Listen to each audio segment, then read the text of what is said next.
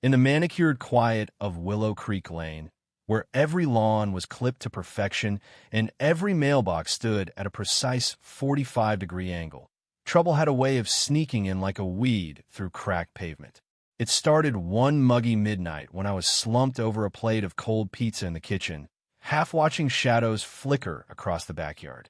Out of nowhere, a figure scrambled over our 6-foot fence, landing with a muffled thud in Mom's prized marigold bed. I froze, pizza slice dangling, as the intruder, clad in what looked like knockoff night, VY-shown goggles, swept a flashlight across the yard, muttering about unpermitted petunias. This wasn't a burglar. This was Evelyn Harper, the iron-fisted queen of the Willow Creek Homeowners Association, prowling our property like she was hunting state secrets in our compost bin. By morning, Grandpa Walt, who'd moved in with us after Nana's passing, was already plotting revenge. Walt wasn't your average retiree. He was a wiry, sharp-eyed troublemaker who'd spent his life fixing engines and breaking rules. Willow Creek's obsession with uniformity, colonial red shutters, pressure-washed driveways, grass no taller than 2 inches drove him nuts.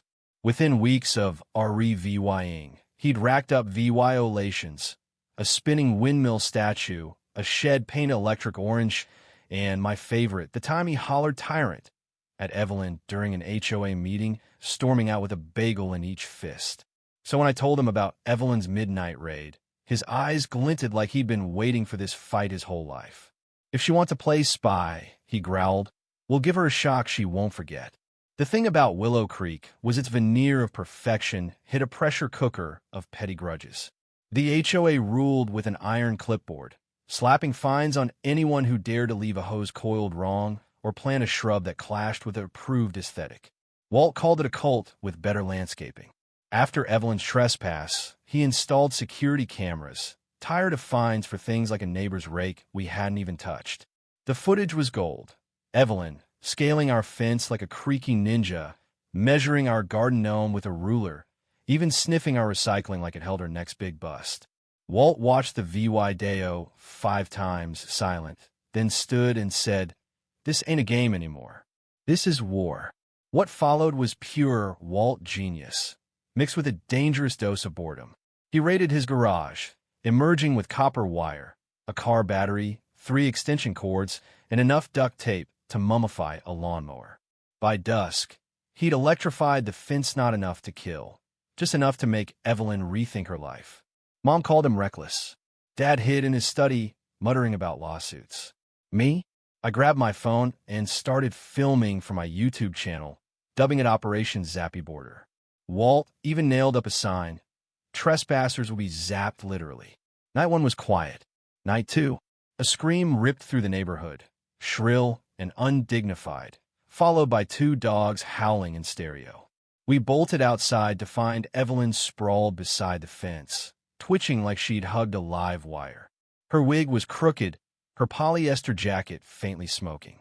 She was fine, mostly, but she staggered to her feet, screeching about lawsuits and assault by a deranged fossil.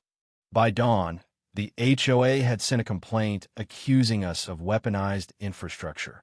Walt framed it and hung it above the mantel. The neighborhood split like a cracked sidewalk.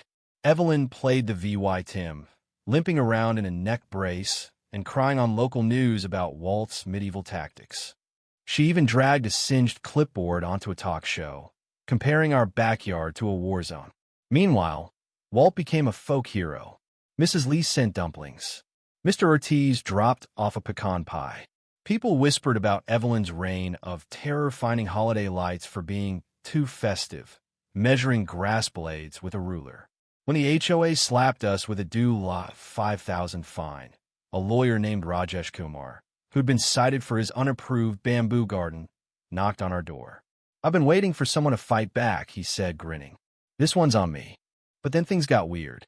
2 nights after Evelyn's zap, someone cut the fence wires clean, professional, like they knew exactly what they were doing. Walt found the mess at dawn: severed cords, charred VY nests, and footprints vanishing past the gate. "This ain't just nosy neighbors," he said, his voice low. "This is sabotage." For the first time, he looked shaken. Rajesh dug deeper, And what we found turned Willow Creek upside down. Helping Mrs. Lee fix a birdhouse after a storm, Walt heard a rattle. He pried it open and found a tiny microphone, no bigger than a grape, wired to a server called HOA Safety Solutions, LLC. Rajesh's tech friend traced the signal. Someone was recording porch conversations. When Mr. Ortiz found a mic in his hummingbird feeder, the neighborhood erupted. Walt didn't wait for permission. He set up a folding table in the cul-de-sac, plopped down a cooler of iced tea, and scrawled HOA, hidden over each agency, on a whiteboard. By sunset, 30 neighbors had gathered, some with lawn chairs, one with popcorn. Rajesh laid out the EVY Denke, VY Deos of Evelyn trespassing, audio from the mics, even leaked HOA emails about correcting non-compliant VY, or Mrs. Carter admitted she'd been fined for a spiritually disruptive Buddha statue. Mr. Lopez's parrot, Chico, stole the show, squawking violation. They're listening, in Evelyn's exact tone. The crowd gasped, then laughed, the absurdity sinking in. Evelyn's deputy, a twitchy guy named Carl, tried to defend the trial surveillance program, but bolted when Rajesh asked who funded it. The war hit fever pitch in court. Rajesh showed footage of Evelyn eating our tomatoes off the VYNE, poking our grill, tripping over shovel.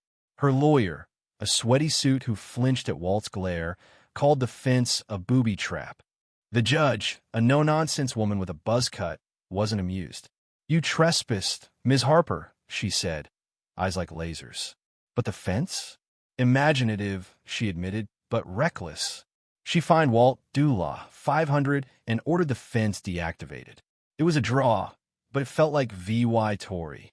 Evelyn was suspended from the HOA. Half the board quit. At an emergency meeting, a quiet resident named Arthur Vance, who'd lived silently on the corner for a decade, stood up. "As HOA founder," he said, voice steady, "I dissolve this nightmare effective immediately." The room exploded cheers, hugs, a rogue confetti cannon. Arthur even called out Evelyn for killing his roses years ago over a watering dispute. Walt just blinked and muttered, "Didn't see that coming." Willow Creek transformed overnight. Flamingos sprouted in yards. The Lopezes parked a giant inflatable unicorn on their lawn. Mr. Ortiz taught bamboo-growing classes. Walt rewired the fence to blare "Sweet Child, Oh Mine" when the dog bumped it. But peace was fragile. 3 nights later, the wires were cut, again ripped out, buried, covered with mulch. An unsigned note appeared in our mailbox. "Dismantle all modifications. HOA Phase 2 has begun." Walt taped it to the garage wall, scribbling "Round 2" in marker. He was already sketching a motion sensor sprinkler laced with biodegradable glitter. "They want to fight," he said. "They'll get a sparkly one." One night, as I stood outside, a faint buzz broke the silence. High above, a red light blinked a drone, watching us. It hovered, then zipped into the dark. Inside, Walt was sketching again, his pencil flying. "What's that?" I asked. He grinned, not looking up. "Anti-drone measures." Willow Creek was free, but the air felt charged, like a storm was brewing. Walt wasn't happy he was ready. So what do you think? Was Walt a hero for fighting back? Or did he go too far with the electric fence? Should the neighbors have pushed harder to expose the HOA surveillance? Or was Dis Soul VYing it enough? And that drone, what's it watching for? And who's behind it? Drop your thoughts below. Hit that like button if you're Team Walt, and subscribe for more stories where the little guy fights the big rules. Let's keep this rebellion rolling.